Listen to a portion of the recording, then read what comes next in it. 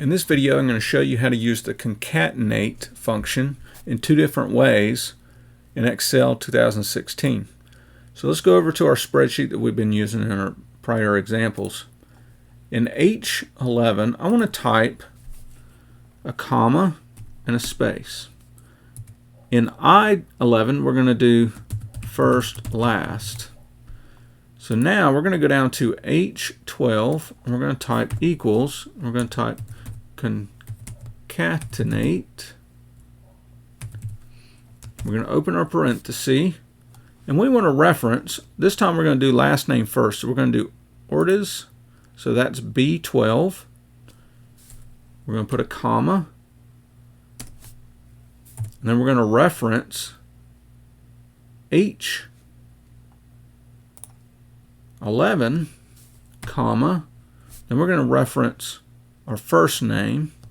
We're going to close a parenthesis. And if you notice, it gives us Ortiz David, which is what we want. But if we pull this down, it makes an assumption that we want to reference that middle argument that we put in. We want it to reference the cell above where the formula is.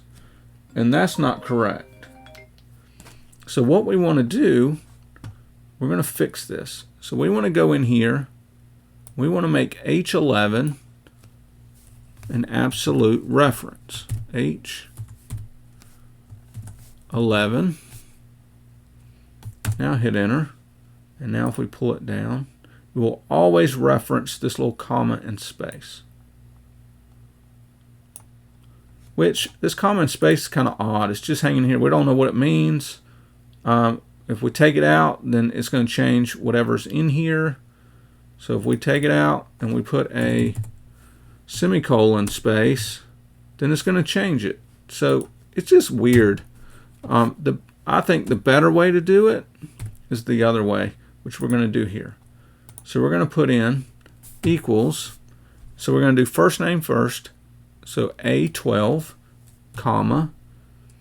Then in parentheses, not in parentheses, in quotations, we're going to put a space. So hit the space bar, close our quotation marks. So our comma to go to the next argument, and then we want our last name, which is B12, and close our parenthesis. Hit enter. Oops, I did something crazy wrong. So A12 to B12. Let's see. Oh, it would help if I opened my argument with a parenthesis. Let's see. Not trying to type a formula. I don't know what this is doing to me. There's a problem with this formula. I'm not trying to type a formula. When you type blah blah blah, get around this, type an apostrophe first. You type equals. Alright, let's see what happens. Equals. I don't know what it's doing. Let's just back it all the way out and start over. Oh, we didn't put our concatenate. That's what it is. Concatenate. Totally forgot. So now, if we pull this down, then it's right from the beginning.